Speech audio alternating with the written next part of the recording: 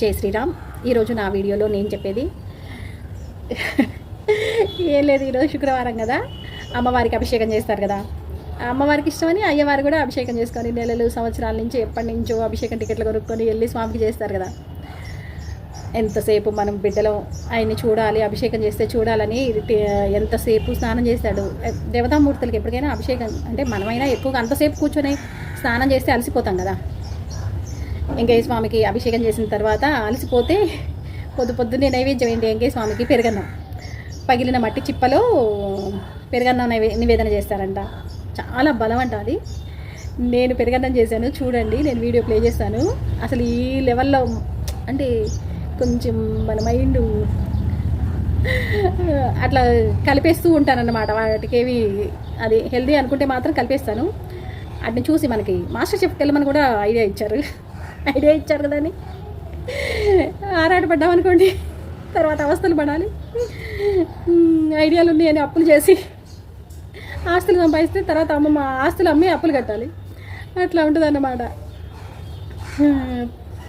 పెరుగు black rice నెయ్యిలో AP దాంట్లో కొంచెం సొంటి, పెరుగు, దానిమ్మ గింజలు వేసి కలిపి అసలు ఎంత బాగుందో మీరు అసలు నమ్మరు.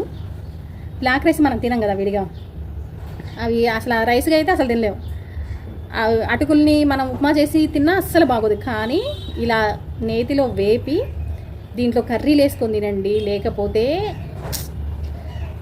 పెరుగేసుకొని తింటే కొంచెం ఆవకాయ నూనె వేసుకొని ఆ అటుకుల మీద, అసలు నేను మొన్న అయితే బ్లాక్ రైస్ అటుకుల్ని ఆవ నూనె వేసి ఆవకాయ నూనె వేసి వేపాను.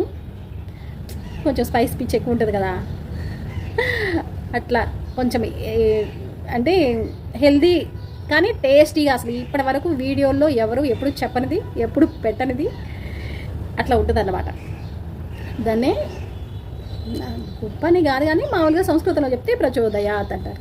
ఇంకొకటి లక్ష్మీ అష్టోత్తరాల్లో ముఖ్యమైన నామం ప్రకృతి. అసలు మొన్న పవన్ కళ్యాణ్ మాట్లాడినంతసేపు ఒకటే ప్రకృతి ప్రకృతి ప్రకృతి. ఇంకొక వెంటనే వచ్చే నామం ఏంటో తెలుసా? వికృతి. మనిషిలో పాజిటివ్ ఎనర్జీ ఎట్లా ఉంటుందో నెగిటివ్ ఎనర్జీ కూడా అలానే ఉంటుంది. మనందరం మనుషులం, పాజిటివ్ నెగిటివ్ రెండు కలిపి ఉంటాం.